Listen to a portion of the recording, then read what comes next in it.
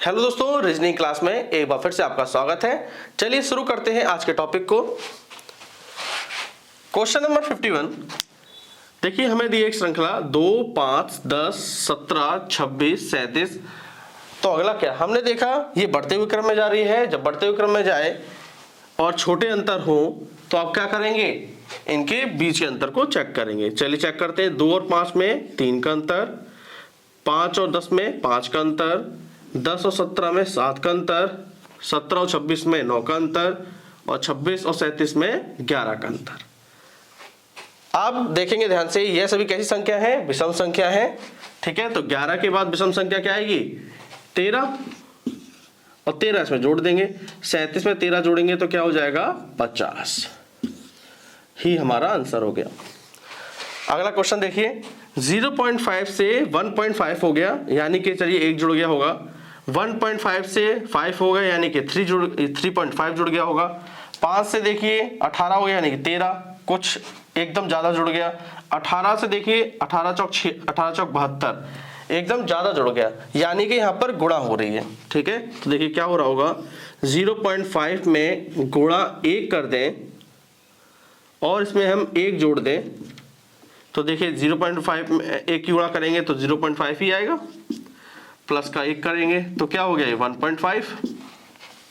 अब 1.5 से 5 कैसे आएगा, अगर हम गुणा 2 कर दें और इसी संख्या को हम जोड़ दें, जिस संख्या की गुणा कर रहे हैं हम उसी संख्या को जोड़ रहे हैं। ठीक है, तो 15 दूनी 30, यानी कि 3 हो गया, यहाँ पे 3 और 2 5 आ गया।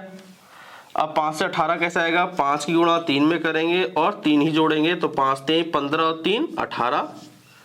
18 देखिए 76 कैसे आएगा, 18 गुणा 4 करिए और 4 जोड़ देंगे तो 18 चौक 72 और 4 76। क्लियर हो गया।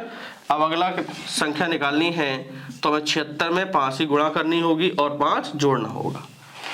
जोड़ते हैं, 5 6 का 30, 5 7 35, 3 38 प्लस 5 कर देंगे तो ये हो जाएगा 385। हमारा आंसर क्या आ जाएगा, 385। क्वेश्चन नंबर 53 करते हैं। चलिए 10 और 11 में अंतर कितने का है, 1 का। 11 और 15 में अंतर है 4 का। 15 और 24 में अंतर है 9 का और 24 और 40 में अंतर है 16 का। तो देखिए 1 होता है 1 का स्क्वायर, 4 होता है 2 का स्क्वायर, 9 होता है 3 का स्क्वायर और 4 का स्क्वायर होता है 16। तो अगला किसका स्क्वायर आएगा, 5 का स्क्वायर। 5 का स्क्वायर 25। देखिए ये सभी बढ़ते क्रम में जा रहे हैं तो 40 को 25 में जोड़ना पड़ेगा। 40 25 जोड़ेंगे तो ये हो जाएगा 65। तो हमारा आंसर 65 आ गया। अगला क्वेश्चन, 2 10 30 फिर 68 हो गया। जब भी आपको दिखाई दे 68 या 65 या 67 या फिर आपको 63 या 61, तो ये 4 के क्यूब के नजदीक होगा। ठीक है, तो देखिए 2 कैसे आया, अगर हम 1 का क्यूब करें और 1 जोड़ दें तो देखिए 2 आ गया। 10 कैसे आया, अगर हम 2 का क्यूब करें और इसमें 2 जोड़ दें तो 2 का क्यूब कितना हो गया, 8, 8 और 2 10 हो गया। 30 कैसे आएगा, अगर हम 3 का क्यूब करें इसमें 3 जोड़ दें तो ये हो गया 30। 4 के क्यूब में 4 जोड़ दिया तो 64 प्लस 4 ये हो गया आपके 68। अब अगला किसका क्यूब आएगा, देखिए बढ़ते हुए क्रम में जा रहा है। 1 का क्यूब लिया, फिर 2 का, फिर 3 का क्यूब हुआ, फिर 4 का, अब होगा 5 का क्यूब। 5 का क्यूब में कितना जोड़ना है, उसी संख्या को जोड़ना है।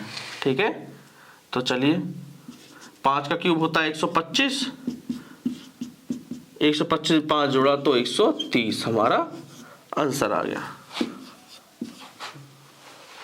क्वेश्चन नंबर 55 को देखेंगे तो देखिए 6 15 35 77 143। तो देखिए 6 कैसे आएगा, अगर हम 2 की गुणा 3 में कर दें, 2 3 6 इस तरीके से आ सकता है। 15 कैसे आएगा, हम 3 बचे 15 कर दें। ठीक है, तो 2 के बाद अभाज्य संख्या क्या आएगी, 3। ठीक है, और 3 के बाद अभाज्य संख्या क्या आएगी, 5। तो ये 3 5 15 हो गया। क्लियर हो गया यहाँ तक। 35 कैसे आएगा, 3 के बाद अभाज्य संख्या होती है 5 और 5 के बाद अभाज्य संख्या होगी 7, तो ये हो गया 35। काफी बेहतरीन क्वेश्चन है। अब देखिए 77 कैसे आएगा, तो तो देखिए 5 के बाद अभाज्य संख्या होगी 7 और 7 के बाद अभाज्य संख्या होती है 11। 11 सते 77 हो गया। बात क्लियर हो गई। 143 को देखेंगे तो अब देखिए 7 के बाद अभाज्य संख्या क्या आएगी 11 और 11 के बाद क्या आएगी 13। 13 गुणा 11 करेंगे तो क्या आता है 143 आता है। क्लियर हो गया। अब आगे भी इसी तरीके से बढ़ते जाना है। 11 के बाद अभाज्य संख्या क्या आएगी 11 के बाद अभाज्य संख्या होगी 13 और 13 के बाद अभाज्य संख्या होगी 17। गुणा कर दी 17 × 51, 17 एक नाम 17 और 5 जोड़ देंगे तो ये हो गया 22। 221 हमारा आंसर आ गया।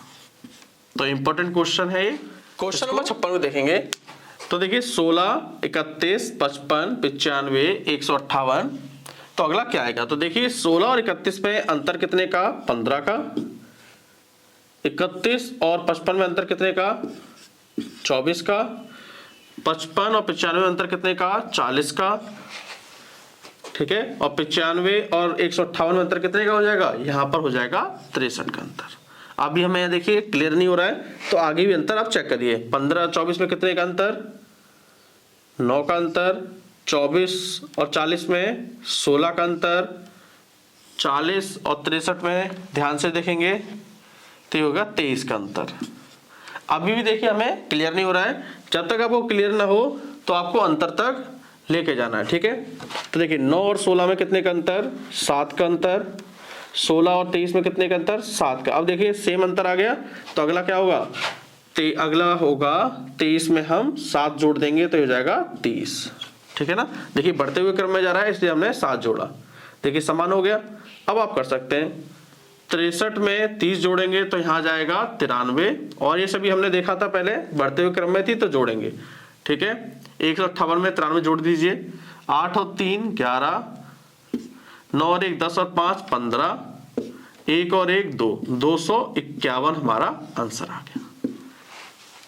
क्वेश्चन नंबर 57 को देखिए 27, 36, 48। फिर से आप क्या करिए अंतर को चेक करेंगे। सबसे पहले 27 और 36 में 9 का अंतर, 36 और 48 में देखेंगे तो 12 का अंतर, 48 और 67 में 19 का अंतर और 67 और 30 में 97 में 30 का अंतर। अभी क्लियर नहीं हुआ तो आगे भी चलिए चेक करते हैं। 9 और 12 में 3 का अंतर, 12 और 19 में 7 का अंतर, 19 और 30 में 11 का अंतर। आगे चेक करते जाइए 3 और 7 में 4 का अंतर, 7 और 11 में 4 का अंतर। तो देखिए हमें क्लियर हो गई ये बात। तो अगला बार कितना अंतर आएगा 4 का अंतर आएगा और 11 में 4 जोड़ देंगे तो ये हो जाएगा 15। क्लियर हो गया। अब 30 में 15 जोड़ेंगे तो हो गया 45। क्लियर हो गया।